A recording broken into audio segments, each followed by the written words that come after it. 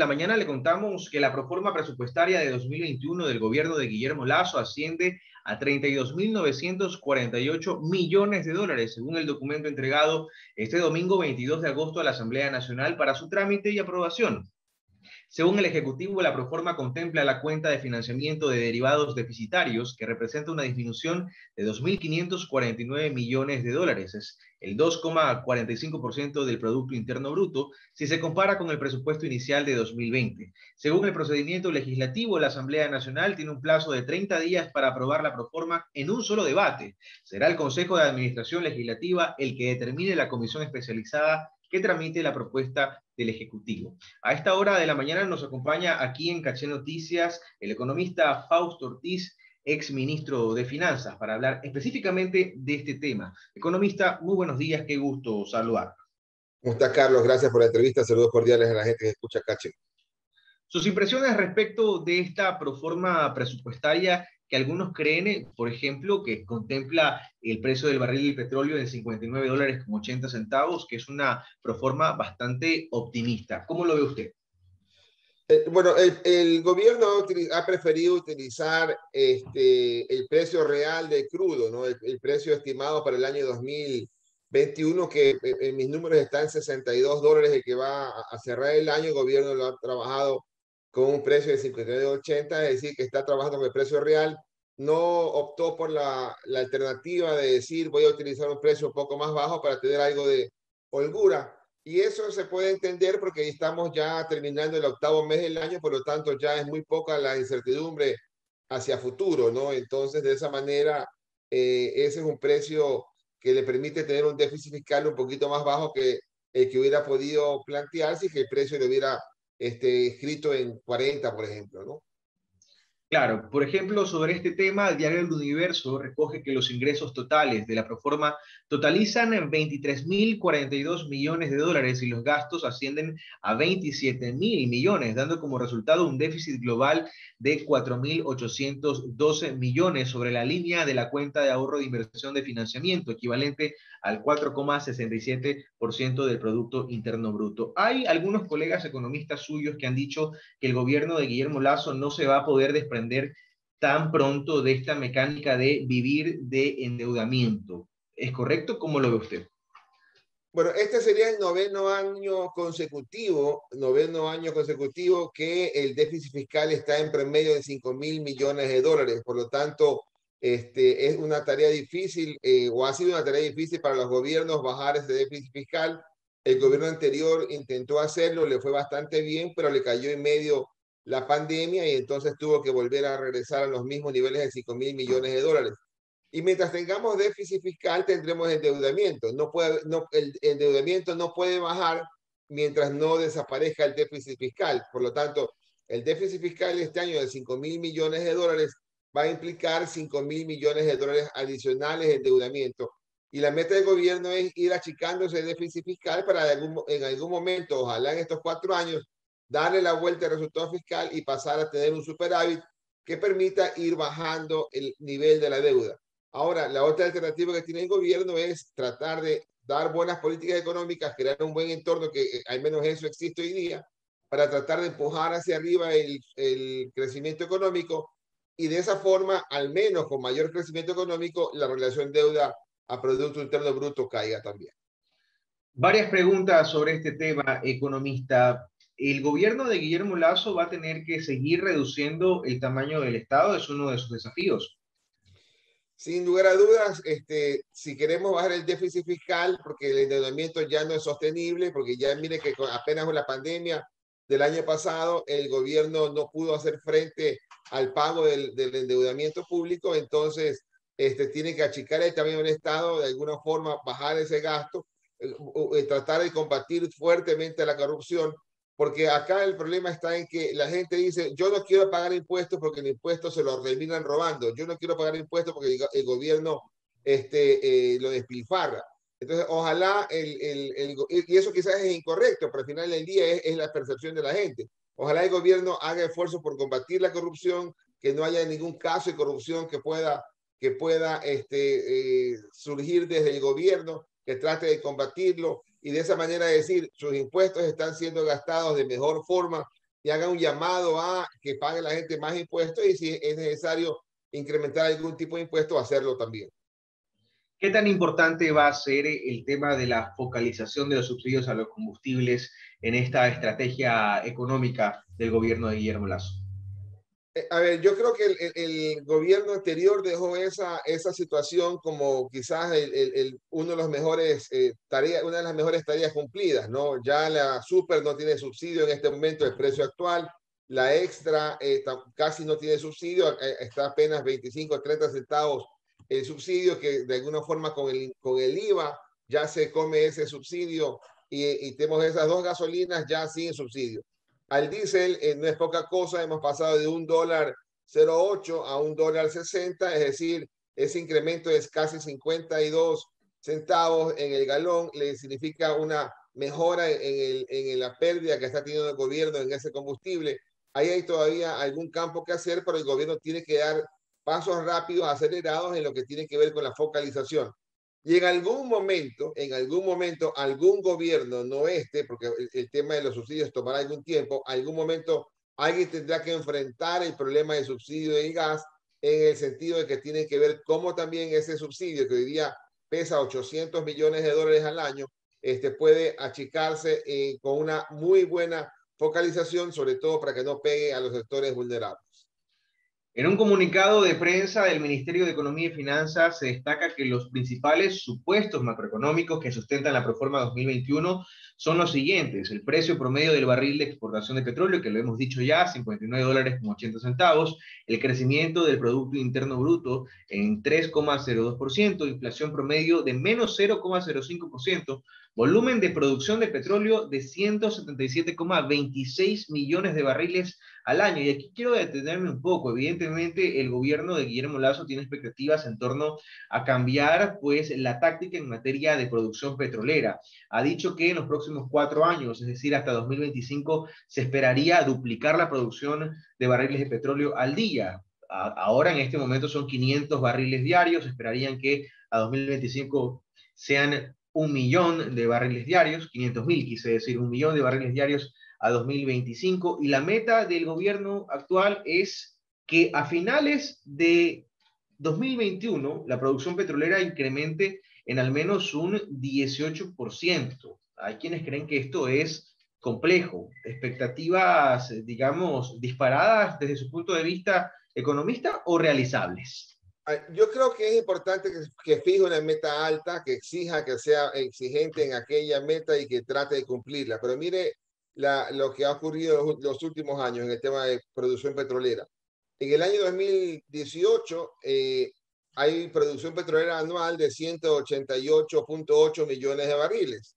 En el año 2019 la producción petrolera aumentó a 193.8 millones de barriles. En el año 2020, la producción cae bruscamente a 175 millones de barriles. Es decir, habíamos en el 2019 pasado los 540.000 barriles de producción diaria y en el 2020 cayó. Y en el 2020 cayó no solo por la pandemia, que seguramente afectó también el tema de producción, la gente que pueda estar trabajando normalmente, pero aparte también hubo por ahí, creo, alguna rotura de ciertos oleoductos en algún momento del año. Y el año 2021, que el gobierno lo está planteando en 177, es decir, apenas un par de millones arriba de la producción del año 2020, cuando si uno simplemente duplicaba la producción de enero a junio, el año completo hubiera sido 181 millones. Entonces, la cifra que están utilizando pareciera decir que la producción en el segundo semestre del año 2021 va a ser inferior a la producción del primer semestre del 2021, lo cual no es una noticia buena. Y peor con la expectativa del gobierno que quería desde ahora hacer que la producción petrolera aumente. Entonces estamos en esa situación de querer entender si es que la producción va a estar más cercana a los 177 que plantea el gobierno o quizás encima de los 180 millones, que es la esperada, simplemente duplicando la producción petrolera del primer semestre de 2021. Estamos conversando a esta hora de la mañana cuando son las 7:43 con el economista Fausto Ortiz, exministro de Finanzas. Mi compañera Joana Ramos se suma a esta conversación. Joana, por favor, adelante. Gracias, Carlos, economista. Gracias por estar aquí en Cache Noticias. Qué gusto poder conversar con usted. Antes de eso, sí quería saludar a todas las personas que nos están escuchando a través de YouTube, de nuestra cuenta en YouTube. Nos están enviando algunas preguntas también. Economista, luego de revisar un poco la proforma presupuestaria que se envió ya a la Asamblea, uno se puede dar cuenta, ¿no?, cuáles son las limitaciones y prioridades que da el gobierno para terminar este año. Se habla mucho también de lo que se espera del financiamiento por parte del Fondo Monetario Internacional. Tenemos que igual que cumplir, en todo caso, con los requisitos que se piden para que nosotros sigamos como país recibiendo el financiamiento por parte del organismo. Sí, gracias, Ivana. Gracias por la entrevista. Saludos cordiales a ustedes. Gusto verla acá por la Radio Caché. Sí, la situación por ejemplo, veía, usted me distrajo un segundito con las preguntas que usted decía que estaba en el chat, y ahí me puse a ver unas cuantas preguntas. Y ahí dice, alguien decía, cómo así con menos subsidio el déficit fiscal sigue siendo alto?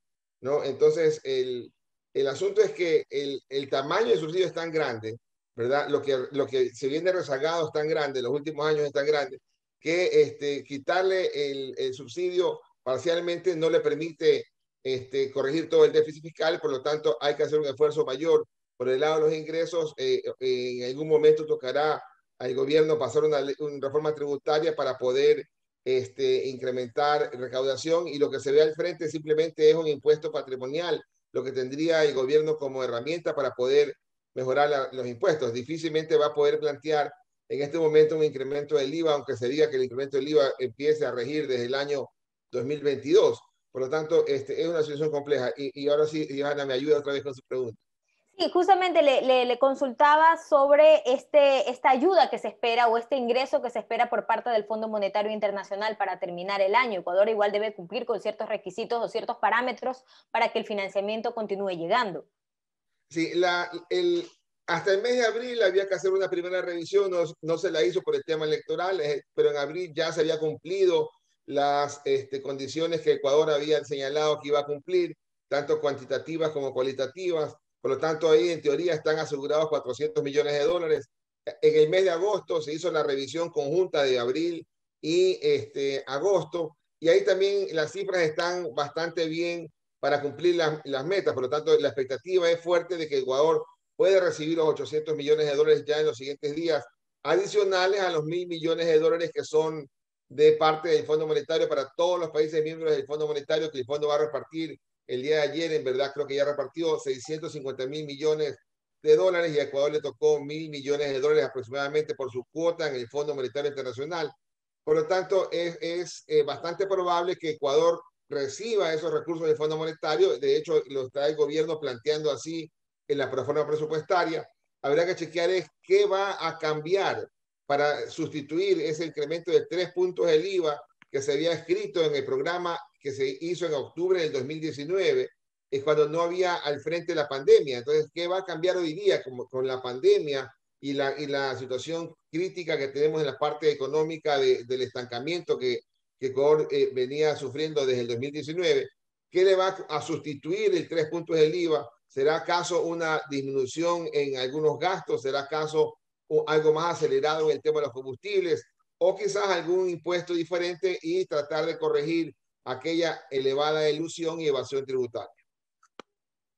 Ahora, economista, en el caso del IVA se había analizado, se había sugerido que tras el anuncio de eliminación y reducción del impuesto a la salida de divisas, uno de los mecanismos para compensar esta disminución en el ingreso podría ser aumentar en un punto el IVA. Esto tomando en cuenta que todos los ecuatorianos pagamos o somos víctimas del impuesto a la salida de divisas, porque en todos los productos que nosotros importamos o la materia prima, se paga el impuesto a la salida de divisas. ¿Podría ser este un camino, entonces, el incremento del IVA? A ver, yo creo que podría ser, sin embargo, económicamente podría ser, y creo que es mucho más ventajoso sacar un impuesto malo que era la salida de divisas y poner un impuesto menos malo que es el IVA. O sea, yo creo que como alternativa es posible. Lamentablemente, nuestra clase política, que está reflejada en la Asamblea, dice con voz muy fuerte: no queremos aumentar ni un impuesto más, ¿verdad? Como que si la situación fiscal no fuera crítica, como que si 9 años de 5.000 millones de dólares de déficit fiscal no fuera suficiente argumento para decir hay algo que hacer, porque la clase política piensa que hay mucha facilidad para recortar el gasto, hay mucha facilidad para recortar algún tipo de déficit fiscal vinculado a temas superfluos, y seguramente hay espacio, pero no como para bajar 5.000 millones de dólares. Por lo tanto, si uno mandara una reforma a la Asamblea en el sentido de bajar el ISD y al mismo tiempo aumentar el IVA, entonces seguramente en el ejemplo, en la Asamblea seguramente bajarían el ISD, pero no darían paso al aumento del IVA. Entonces estás en esa encrucijada. El gobierno inclusive podría bajar el ISD por decreto, porque la ley hace unos 3 años la plantearon y lo puede hacer con un informe favorable del ministro de Finanzas. Pero en la Asamblea Nacional es muy difícil que pueda pasar una reforma de incrementar IVA, ¿verdad? Lo que sí puede pasar, y es lo que yo de alguna forma uno lo interpreta el ministro de Finanzas, es un impuesto patrimonial, porque el ministro de Finanzas desde antes de ser ministro empezó a decir que la carga tributaria, el peso del ajuste, no debería ser en el segmento pobre de la población, el segmento menos rico de la población, debería ser el segmento de mayor capacidad económica. Entonces, cuando estás escuchando eso, de alguna forma estás diciendo lo que se viene es un impuesto patrimonial. Y el impuesto patrimonial del 2016, cuando hubo el terremoto, ahí alcanzó a recaudar algo así como unos 280 millones de dólares. Lo que quiero señalar es que si se repitiera ese impuesto patrimonial, ¿verdad?, que causó estragos a muchas empresas, causó estragos a muchas personas, porque las personas sienten que yo sí pago impuestos, y encima de que yo sí pago impuestos, me toca volver a pagar a mí impuestos y no cubres al resto de gente que evade y elude, ¿verdad? Y entonces, sí, pero ese tipo de impuesto, si pongamos que se duplica en recaudación y son 600 millones de dólares, es poco frente al déficit fiscal que son 5.000 millones de dólares. Es decir, hace falta algo más y hay que dialogar bastante bien con la clase política para en conjunto encontrar alguna alternativa. Pero acá no queremos ni que suba un centavo más la gasolina, ni que suba un punto más ningún impuesto. Pero hay que tratar de chequear en la gasolina, en el diésel, cómo focalizas adecuadamente y pronto, y en el tema tributario, cómo compensas algún tipo de impuesto en lugar de otro. Economista, quería pasar a otro tema porque unas declaraciones que dio el ministro de Trabajo días atrás señalando que no hay dinero para cubrir el bono de $500 para los desempleados por efectos de la pandemia. Esto se había ofrecido en el gobierno anterior, en el gobierno de Lenín Moreno, y bueno, ahora se dijo que no hay dinero para cubrirlo.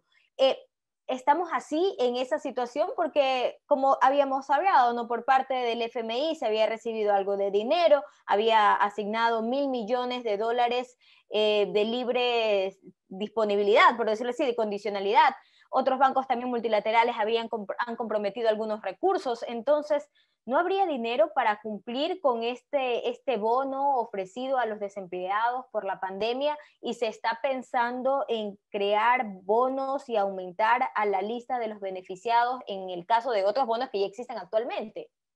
Sí, el bono que el gobierno anterior planteó, si yo lo analizo fríamente, trató el gobierno anterior de poner a la par una realidad que el gobierno creía que podía hacer, la que era dar $500 a cada persona complicada económicamente, poner a la par con la opción de candidato, del otro candidato que decía voy a dar $1.000 a todo el mundo, digamos, ¿no? Entonces, no sé hasta qué punto era un tema político adecuado en generar el apoyo, ¿verdad? Y ojalá yo hubiera podido hacer en el año 2020, pero al final del día no logró no sé si tanto los recursos o el mecanismo para entregarlo, porque de alguna forma es dinero público que pasa a la población directamente y eso podría ser cuestionado. Y si que ya está arreglado el tema del bono de desarrollo humano, porque está más de una década operando bien, quizás entonces haya que canalizarse hacia ese lado, ¿no?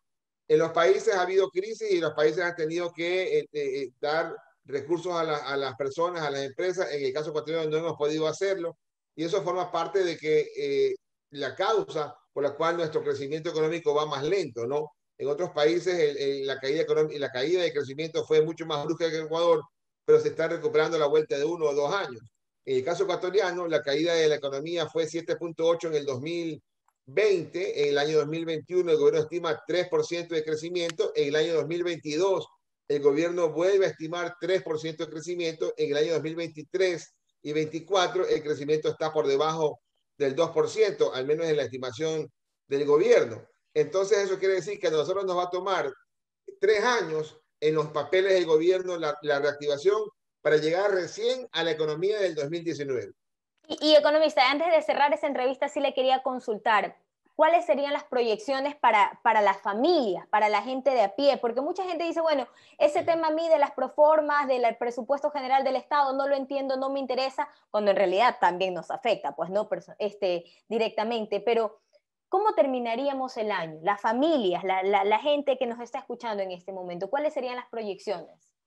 La expectativa es clara en el caso de la familia a que la situación económica mejore un poco, de que ojalá el vecino que estaba desempleado quizás pueda conseguir el empleo, mi familiar que estaba desempleado quizás pueda entrar a regresar a su trabajo anterior, que el desempleo pueda caer levemente, no quiere decir que todo el mundo de los 500.000 que quedaron desempleados puedan volver a emplearse muy rápidamente, pero los números podrían ir señalando que levemente la economía empiece a reaccionar, que ojalá el crédito empiece a crecer y que cuando empiece a crecer el crédito se demande mano de obra para poder hacer tal o cual proyecto, y eso es la expectativa para la población, algo de estabilidad, que la gente vuelva a salir con algo de calma para que puedan volver a comprarle a la vecina del barrio, para que pueda volver a comprar en ese restaurante de la esquina que comíamos siempre. Es decir, ahí esa es la expectativa para el año 2021. El plan de vacunación ha sido un éxito para el gobierno, ha logrado su meta, quizás es muy fuerte, y ojalá que en base a ese esquema pueda decir mi siguiente plan es tal, y la gente empieza a confiar en que el gobierno es capaz de llegar a dar esa meta, apuntarla y cumplirla. Por lo tanto, la expectativa es un poco mejor que el año previo, pero ojalá pudiéramos estar mucho mejor, digamos. Eso es lo que quisiéramos todos los ecuatorianos, pero vamos a ir, parece, de a poco. Coincido, es lo que quisiéramos todos, pero vamos avanzando. Muchísimas gracias, economista, por acompañarnos hoy en Cache Noticias. A ustedes, saludos cordiales. Gracias. Conversábamos con Fausto Ortiz, ex ministro de Finanzas.